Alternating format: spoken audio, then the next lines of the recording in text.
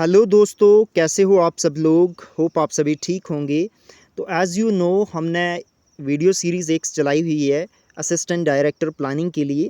तो previous video में हमने डिस्कस किया था फैक्टर प्राइसिंग या ठीक है थ्योरी ऑफ डिस्ट्रीब्यूशन, जिसमें हमने रेंट की थ्योरी पढ़ी थी कि किस तरीके से रेंट फिक्स किया जाता है।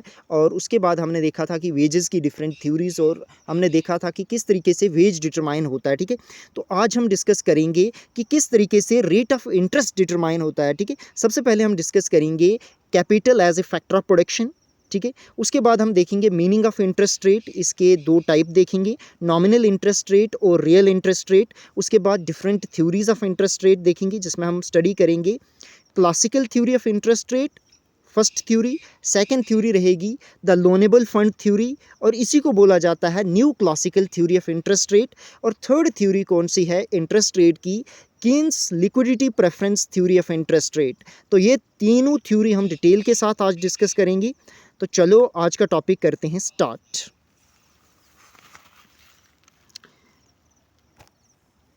कैपिटल को पढ़ते हैं, capital as a factor of production.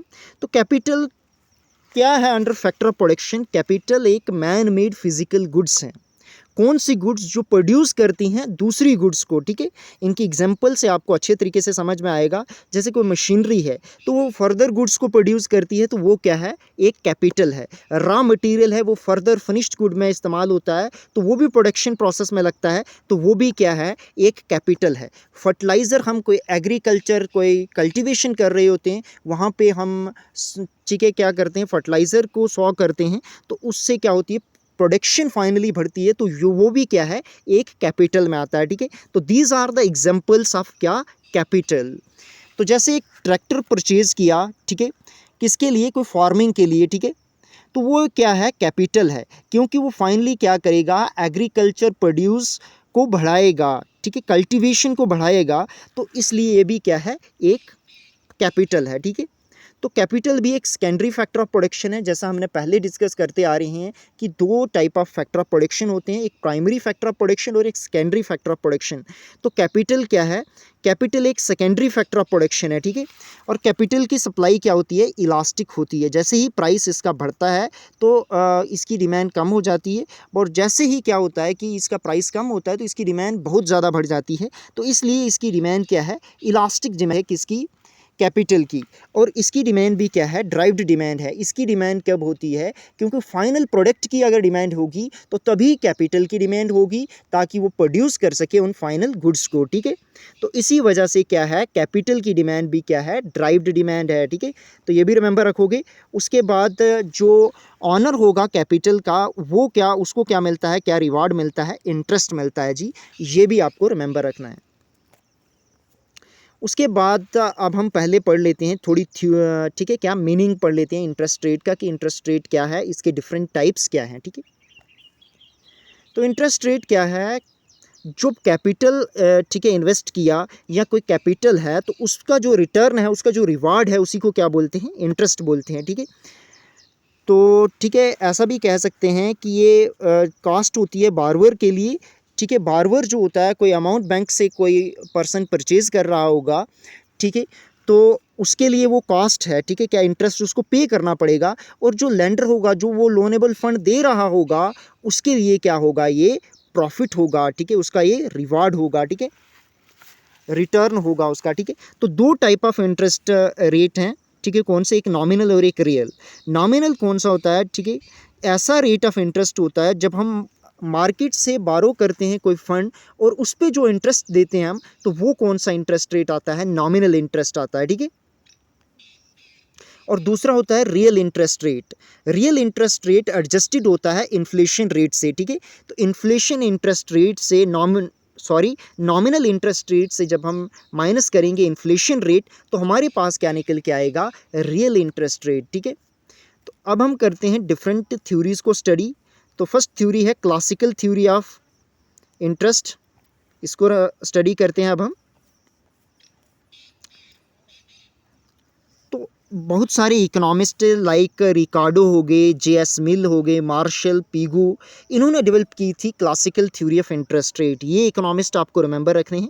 कौन कौन से इकोनॉमिस्ट, रिकार्डो, जे.एस. मिल, मार्शल और पीगू, इन्होंने डेवलप की थी classical theory of interest rate, ठीक है, जो क्या बताती है कि जो capital theory of interest rate को बताती है, या सेविंग इन्वेस्टमेंट थ्योरी के नाम से भी इसको जाना जाता है।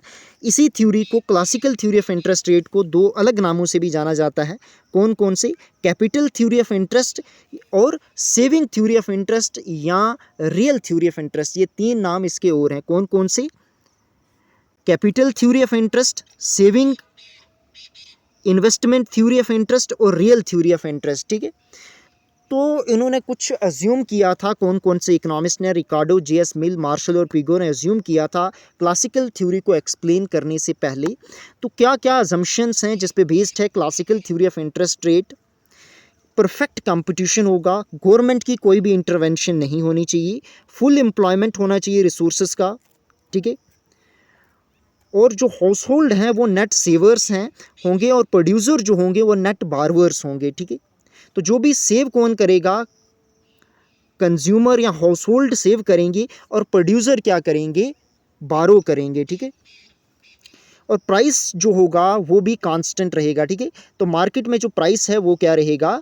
कांस्टेंट रहेगा, ये भी रिमेंबर रखना है। और money as a neutral function करेगी और सर्व क्या करेगी? केवल एक ही काम करेगी और वो रहेगा मीडियम ऑफ एक्सचेंज, ना कि स्टोर ऑफ वैल्यू नहीं, बल्कि केवल मीडियम ऑफ एक्सचेंज के लिए ही मनी का यूज़ होगा, ठीक है। तो ये कुछ असम्पशंस थी जिस पे बेस्ड है classical theory of interest rate. अब स्टडी करते हैं कि किस तरीके से रेट ऑफ इंटरेस्ट जो है डिटरमाइन होता है। अकॉर्डिंग टू क्लासिकल थ्योरी क्या बोलती है कि रेट ऑफ इंटरेस्ट कहाँ पे डिटरमाइन होगा? जहाँ पे सप्लाई ऑफ कैपिटल और डिमांड ऑफ कैपिटल इक्वल होंगे, तो वहाँ पे क्या होगा? रेट ऑफ इंटरेस्ट डिटरमाइन होगा। तो अब क्या है सप्लाई ऑफ कैपिटल और क्या है डिमांड फॉर कैपिटल, इसको डिस्कस करते हैं।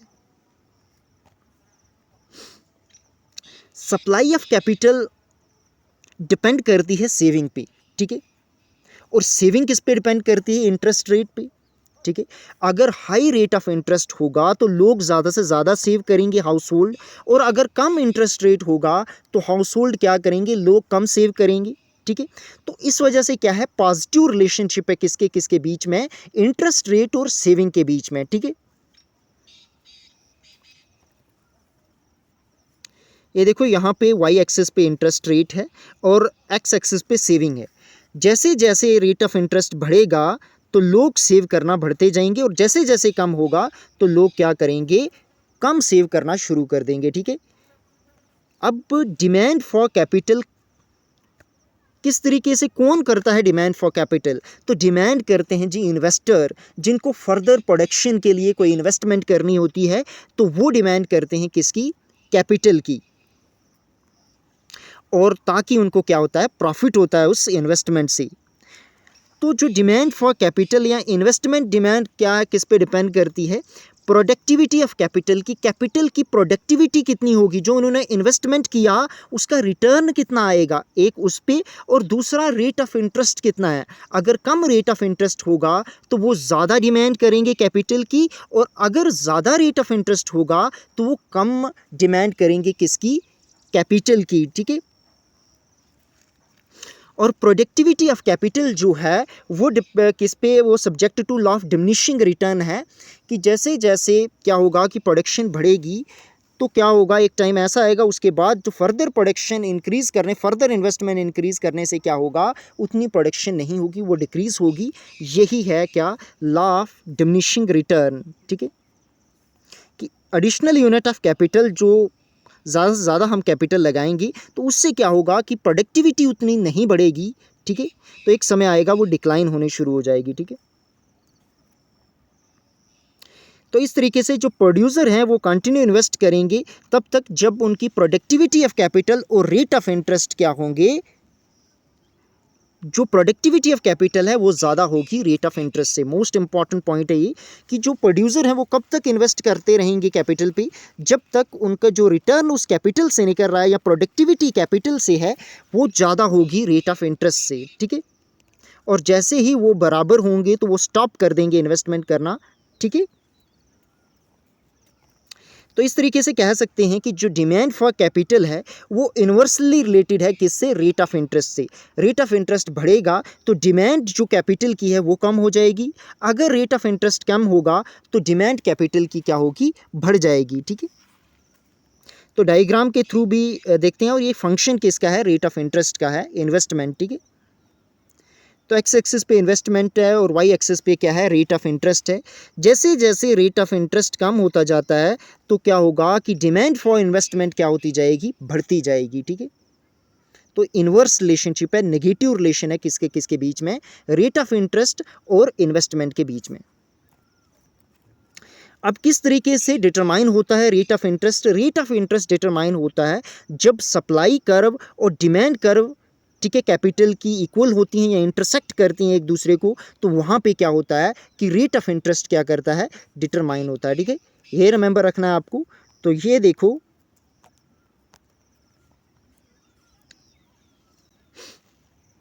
तो यहाँ ऐसा भी कह सकते हैं कि जो इंडिविजुअल डिज़ायर कर रहे हैं, ठीक है, लेंड करने के लिए, और जो लोग बारो कर रहे हैं उनकी जब इक्वल होंगी डिमांड, तो वो क्या होगा, वो पॉइंट क्या आएगा कि जो इंडिविजुअल फंड को लेंड कर रहे हैं वो इक्वल होगा जो डिज़ायर कर रहे हैं बारो उस फंड को, तो जब वो इक्वल होगा तो वहीं पे क्या होगा, इंटरेस्ट रेट क्या होगा, डिटरमाइन होगा। ठीक है, यहाँ पे देखो ये सप्लाई ऑफ कैपिटल है और ये क्या है, ये सेविंग है, सॉरी ये सेविंग है, और आई क्या है, इन्वेस्टमेंट है। जहाँ पे ये दोनों इक्वल होंगे या इंटरसेक्ट करेंगे तो ई पॉइंट पे इंटरसेक्ट कर रहे हैं, तो ओ आर, ये आर पॉइंट पे क्या है, डिटरमाइन हो रहा है रेट ऑफ इंटरेस्ट।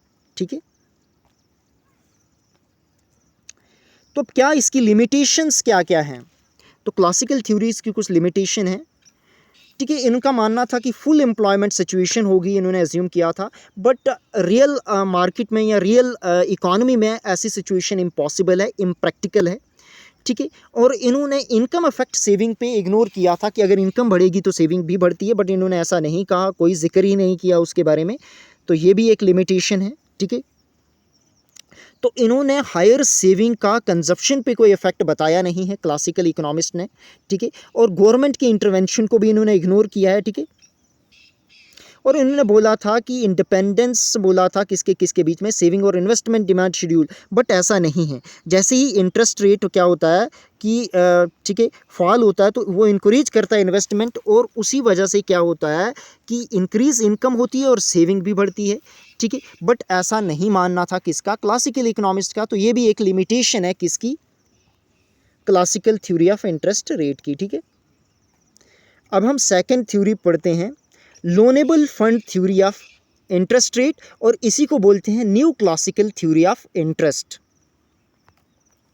तो ये किसने डेवलप करी थी, सबसे पहले एक स्वीडिश इकोनॉमिस्ट थे के विक्शल, और बाकी स्वीडिश इकोनॉमिस्ट जो इस थ्योरी से रिलेट हैं वो कौन से हैं, मैड्रल है, लिंडहल है, ओहलिन है। ठीक है, तो और एक ब्रिटिश इकोनॉमिस्ट जिनका नाम है D.H. रॉबर्टसन, ये इस थ्योरी से रिलेट करते हैं, किस थ्योरी से, लोनेबल फंड थ्योरी को डेवलप करने में इनका बड़ा ज़्यादा योगदान है। जो D.H. रॉबर्टसन थे इन्होंने रीडिफाइन करी थी लोनेबल फंड थ्योरी। ठीक है, ये भी रिमेंबर रखना आप कौन कौन सी अजम्पशंस हैं जिन पे बेस्ड है लोनेबल फंड थ्योरी। तो परफेक्ट कंपटीशन इन्होंने भी अज्यूम किया, और फुल एम्प्लॉयमेंट ऑफ रिसोर्सेज भी इन्होंने अज्यूम किया। तो ये दो अजम्पशन है जिस पे बेस्ड है loanable fund theory.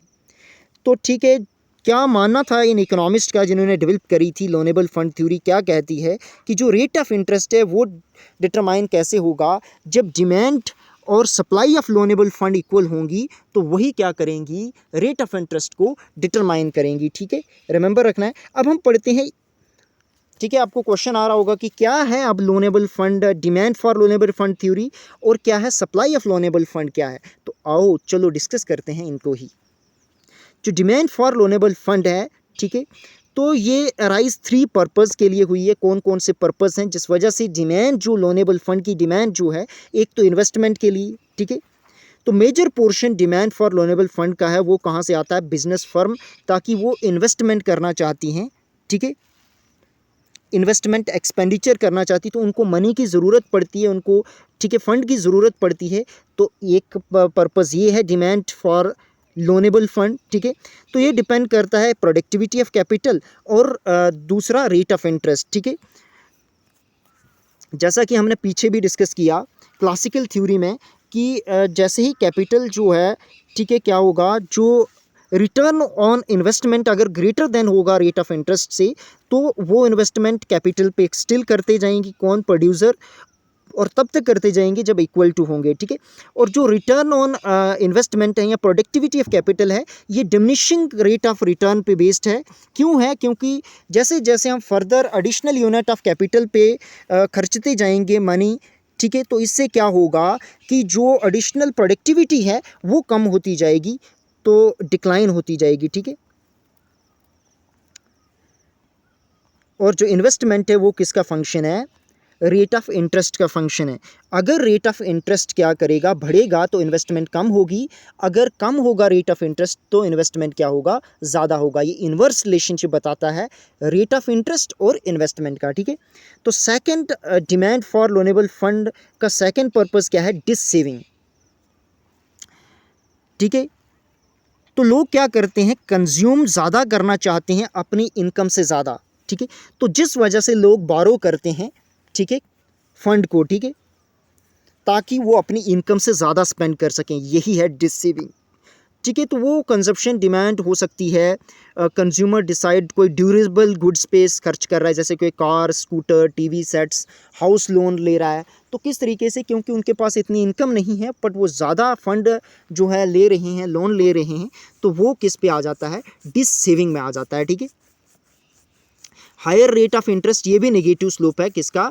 Rate of interest, और इसका रिलेशनशिप रेट ऑफ इंटरेस्ट और डिस सेविंग का भी रिलेशन क्या है? इन्वर्स रिलेशनशिप है, ठीक है। तो जैसे ही रेट ऑफ इंटरेस्ट बढ़ेगा तो डिस सेविंग की डिमांड भी कम होगी, demand for loanable fund dissaving के लिए कम हो जाएगी, और जैसे ही रेट ऑफ इंटरेस्ट कम होगा तो डिमांड फॉर डिस सेविंग क्या होगी? बढ़ जाएगी, ठीक है, फंड की।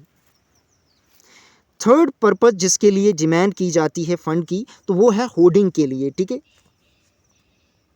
तो होर्डिंग का क्या मतलब हुआ कि कैश को आइडल रखना, ठीक है, लिक्विड कैश को बचा के रखना। कई लोग चाहते हैं कि लिक्विड कैश रहे, कोई पर्पस भी यूज़ ना हो, बट सिर्फ उनकी डिज़ायर होती है लिक्विड कैश रखने की, तो उस वजह से जो होल्ड किए जाती है मनी, तो उसको कहते हैं होर्डिंग, ठीक है। और ये रेट ऑफ इंटरेस्ट जैसे जैसे क्या करता है, अगर कम रेट ऑफ इंटरेस्ट होगा तो लोग क्या करेंगे, ठीक है, होल्ड ज़्यादा करेंगे, और जैसे जैसे लो रेट ऑफ इंटरेस्ट क्या क्या करेंगे, पीपल होल्ड करने लग पड़ेंगे, और ज़्यादा रेट ऑफ इंटरेस्ट पे पीपल क्या करने लग पड़ेंगे? लेंड करने लग पड़ेंगे, ठीक है। तो ये क्या है, ज़्यादा रेट ऑफ इंटरेस्ट पे क्या होगा, ये भी इन्वर्स रिलेशनशिप है किसके किसके बीच में, ठीक है, रेट ऑफ इंटरेस्ट और होल्डिंग के बीच में इनडायरेक्ट क्या है, ठीक है, इनडायरेक्ट रिलेशनशिप या इन्वर्स रिलेशनशिप है, ठीक है। जैसे ही रेट ऑफ इंटरेस्ट बढ़ता है तो होर्डिंग के लिए जो फंड रेज की डिमांड है वो बढ़ जाती है, और जैसे ही रेट ऑफ इंटरेस्ट जो है वो बढ़ता है तो होर्डिंग के लिए जो डिमांड थी फंड की वो कम हो जाती है। और जैसे ही, दोबारा से बोल देता हूँ, जैसे ही क्या होता है कि रेट ऑफ इंटरेस्ट, ठीक है, रेट ऑफ इंटरेस्ट क्या है, जैसे ही रेट ऑफ इंटरेस्ट क्या है, ये रेट ऑफ इंटरेस्ट है, और यहाँ पे होर्डिंग के लिए, ठीक है। तो जैसे ही क्या होता है कि रेट ऑफ इंटरेस्ट बढ़ता है तो क्या होगा, ये देखो पहले इधर था रेट ऑफ इंटरेस्ट इस पॉइंट पे, इस पॉइंट पे, अब इधर गया तो क्या हुआ, जो होर्डिंग की डिमांड है वो कम हो गई, ठीक है। तो इस वजह से ये इन्वर्स रिलेशनशिप किसके किसके बीच में? होर्डिंग और इंटरेस्ट रेट के बीच में, ठीक है।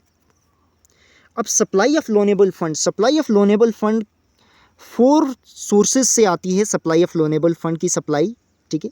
तो फर्स्ट है सेविंग से, तो सेविंग कौन करता है? हाउस होल्ड करते हैं, ठीक है। और ये किस पे डिपेंड करती है? रेट ऑफ इंटरेस्ट पे। अगर हाई रेट ऑफ इंटरेस्ट होगा तो लोग ज़्यादा से ज़्यादा जो है वो क्या करेंगे, कम, ठीक है, हायर सेविंग करेंगे, और ठीक है, अगर रेट ऑफ इंटरेस्ट लो होगा तो लोग कम सेविंग करेंगे, ठीक है। तो इस तरीके से इनका क्या है, डायरेक्ट रिलेशनशिप है, ठीक है। तो ऐसा रिलेशनशिप है, ये क्या है, ये रेट ऑफ इंटरेस्ट है और यहाँ पे सेविंग है, ठीक है। तो ये देखो रेट ऑफ इंटरेस्ट जितना ज़्यादा होगा तो सेविंग भी क्या होगी, उतनी ज़्यादा होगी। डिस होर्डिंग का भी डायरेक्ट रिलेशनशिप है किसके किसके बीच में? रेट ऑफ इंटरेस्ट और डिस होर्डिंग के बीच में, ठीक है। तो ये भी देख लेते हैं कि लोग अब, ठीक है, जो होल्ड कर रहे थे मनी पहले वो अब कम करने शुरू कर देंगे, ठीक है। तो इसकी डायग्राम भी कुछ ऐसे ही बनेगी। यहाँ पे रेट ऑफ इंटरेस्ट और यहाँ पे डिसहोल्डिंग, DH डिसहोल्डिंग, ठीक है। और जैसे जैसे रेट ऑफ इंटरेस्ट बढ़ता जाएगा तो लोगों की जो होल्ड कर रहे थे वो डिसहोल्ड करेंगे, ठीक है। अब मनी जो है वो अपने पास नहीं रखेंगे, ठीक है, चाहे वो बैंक में डाल देंगे, ठीक है, जहाँ इन्वेस्ट कर देंगे, ठीक है।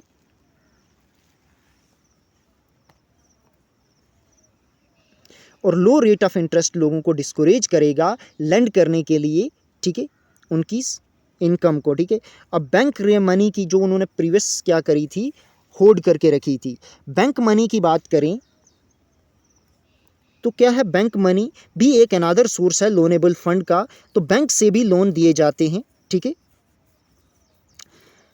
ठीक है। और ये भी हाई रेट ऑफ इंटरेस्ट पे ज़्यादा देता है और लो लैंड करता है जब रेट ऑफ इंटरेस्ट कम होता है, ठीक है। कौन, बैंक, ठीक है। तो इसका भी क्या है, डायरेक्ट रिलेशन है इंटरेस्ट रेट के साथ, ठीक है। ये बैंक मनी है यहाँ पे और यहाँ पे रेट ऑफ इंटरेस्ट है, तो इनका भी रेट ऑफ इंटरेस्ट जैसे जैसे बढ़ता जाएगा तो ये भी जो बैंक मनी की सप्लाई है वो भी बढ़ती जाएगी, ठीक।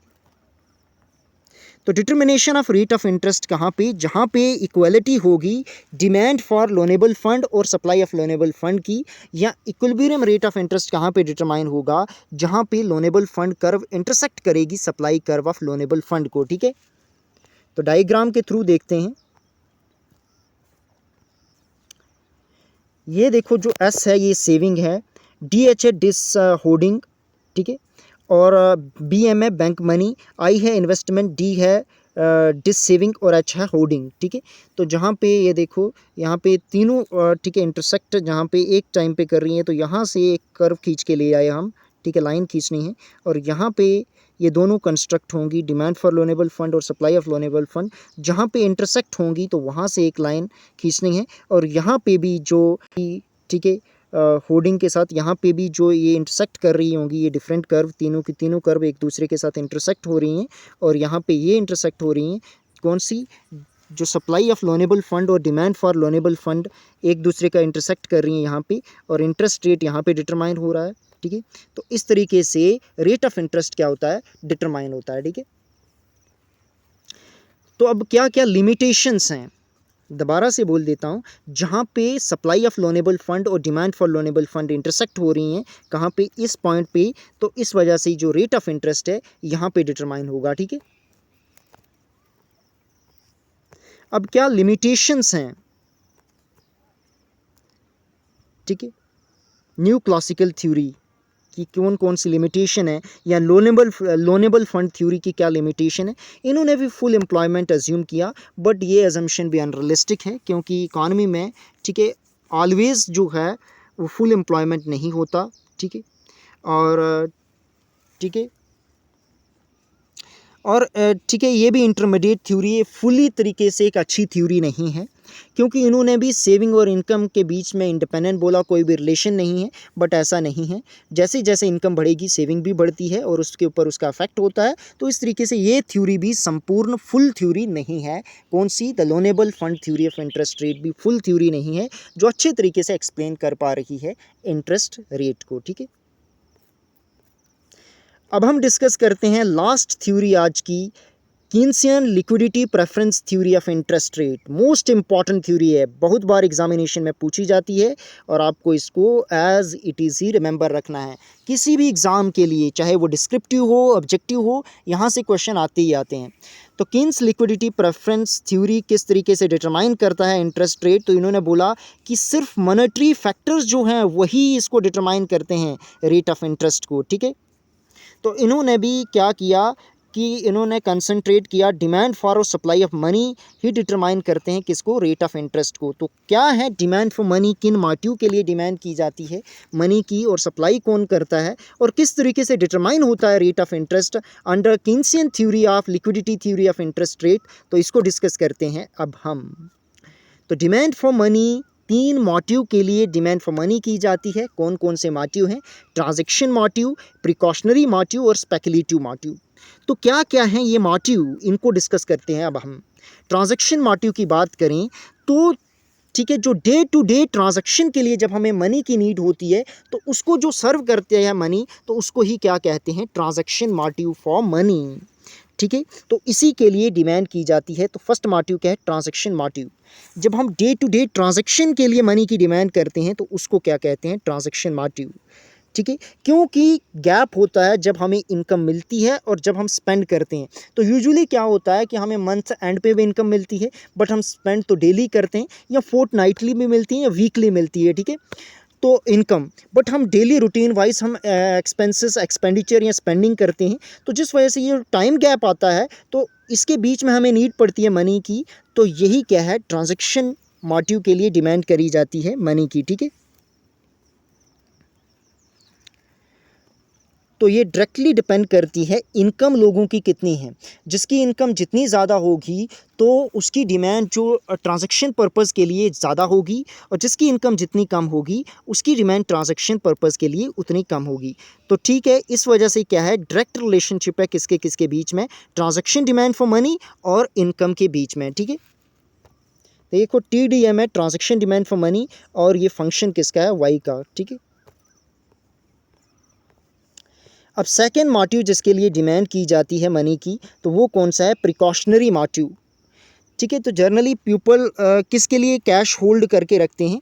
ताकि कोई अनफॉर्सीन कंटीजेंसी, कोई बीमार हो गया, ठीक है, कोई किसी की डेथ एक्सीडेंट हो गई तो तब वहाँ पे, या कोई अनएम्प्लॉयमेंट का डेंजर है, तो उन केसेस में लोगों को मनी की ज़रूरत पड़ती है, तो इसीलिए वो कैश को क्या करते हैं? होल्ड करके रखते हैं, ठीक है।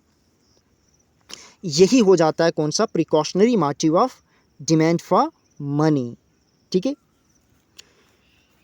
और ये भी डिपेंड करता है कि किसकी इनकम कितनी ज़्यादा है। जिसकी इनकम जितनी ज़्यादा होगी तो वो जो मनी को उतना ज़्यादा होल्ड करके रखेगा, ठीक है, एज प्रिकॉशनरी मोटिव के लिए, ठीक है। तो इस वजह से ये भी क्या है? डायरेक्ट रिलेशनशिप है किसका? प्रिकॉशनरी डिमांड फॉर मनी और ठीक है, इनकम के बीच का डायरेक्ट फंक्शन है, ठीक है। अब क्या है? Speculative demand for money. Speculative demand for money किसके लिए की जाती है? ठीक है, कोई इन्वेस्टमेंट पर्पज़ के लिए, ठीक है, ठीक है। तो जब किसके लिए? इन्वेस्टमेंट के लिए जो डिमांड की जाती है मनी की, तो वो आ जाती है स्पेकुलेटिव मनी में, ठीक है। ताकि वो मार्केट मूवमेंट, जो अनसर्टनिटी या एक्सपेक्टेशन है, जो future change rate of interest के होने वाले हैं, उनका बेनिफिट लेने के लिए जो डिमांड की जाती है मनी की, या इन्वेस्टमेंट के लिए जो डिमांड की जाती है, वो आती है स्पेकुलेटिव मोटिव में, ठीक है। और ये क्या है? ये फंक्शन इन्वर्सली रिलेटेड है रेट ऑफ इंटरेस्ट से, स्पेकुलेटिव डिमांड फॉर मनी, ठीक है, या इन्वर्स रिलेशनशिप है रेट ऑफ इंटरेस्ट और स्पेकुलेटिव डिमांड फॉर मनी का, ठीक है। तो ये भी रिमेंबर रखोगे। तो टोटल डिमांड फॉर मनी क्या हो गई? कि transaction demand for money plus precautionary demand for money plus speculative demand for money, ठीक है। तो टोटल डिमांड फॉर मनी को ऐसे भी कह सकते हैं, क्योंकि जो ट्रांजैक्शन डिमांड फॉर मनी और प्रिकॉशनरी डिमांड फॉर मनी है वो किसका फंक्शन है? इनकम का। और स्पेकुलेटिव डिमांड फॉर मनी वो किसका फंक्शन है? रेट ऑफ इंटरेस्ट का, ठीक है। तो इसको ऐसे भी कह सकते हैं कि टोटल डिमांड फॉर मनी क्या है? फंक्शन ऑफ इनकम और रेट ऑफ इंटरेस्ट का, ठीक है। एज इट इज़, ये इक्वेशन भी आपको रिमेंबर रखनी है।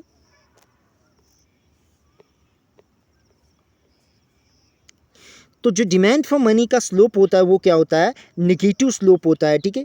क्योंकि जो स्पेकुलेटिव डिमांड फॉर मनी है, ठीक है, उसका इम्पैक्ट ज़्यादा है डिमांड फॉर मनी के लिए, ठीक है, as comparison to transaction purpose और ठीक है, प्रिकॉशनरी मोटिव, जिस वजह से जो ठीक है, डिमांड फॉर मनी का स्लोप होता है वो नेगेटिव होता है, ठीक है। और वो किसकी वजह से होता है? स्पेकुलेटिव डिमांड फॉर मनी की वजह से होता है, क्योंकि रेट ऑफ इंटरेस्ट और स्पेकुलेटिव डिमांड फॉर मनी का रिलेशन क्या है? इन्वर्स है, ठीक है। और जो ठीक है, जो negative sloping liquidity preference curve होगी वो परफेक्टली इलास्टिक होती है लो रेट ऑफ इंटरेस्ट में, ठीक है। और इसी को किन्स ने कहा था फ्लोर इंटरेस्ट रेट, ताकि इससे नीचे जो भी इंटरेस्ट रेट होगा वो फॉल नहीं करेगा। डायग्राम के थ्रू आपको अच्छे तरीके से रिमेंबर समझ आएगी, ठीक है। और इस मिनिमम इंटरेस्ट रेट को क्या उन्होंने बोला था? Absolute liquidity preference of the people, remember रखोगे ये भी, ठीक है। और इसी को ही किन्स ने कहा था लिक्विडिटी ट्रैप। और मिनिमम रेट ऑफ इंटरेस्ट और मिनिमम, ठीक है, कर्व क्या होगी? Perfectly elastic. और इंटरेस्ट रेट कहाँ तक बढ़ सकेगा उसको कहा था इन्होंने आर मैक्स, ठीक है, मैक्सिमम रेट ऑफ इंटरेस्ट, ठीक है। और इसके ऊपर जो है रेट ऑफ इंटरेस्ट नहीं बढ़ सकता। तो रेट ऑफ इंटरेस्ट फ्लक्चुएट कहाँ पे करेगा? आर मैक्स और आर मिन के बीच में, ठीक है।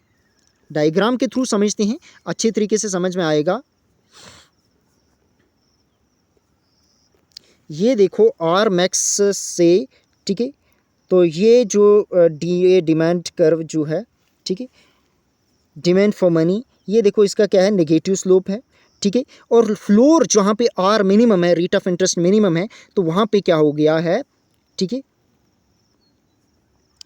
क्या हो गया, रेट ऑफ इंटरेस्ट क्या हो चुका है, जो रेट ऑफ इंटरेस्ट है परफेक्टली इलास्टिक हो चुका है, ठीक है, क्या हो चुका है, परफेक्टली इलास्टिक, ठीक है। तो ये देखो रेट ऑफ इंटरेस्ट उतना ही है बट डिमांड फॉर मनी बहुत ज़्यादा करी जा रही है, तो इस वजह से क्या है, परफेक्टली इलास्टिक स्लोप हो चुका है, ठीक है।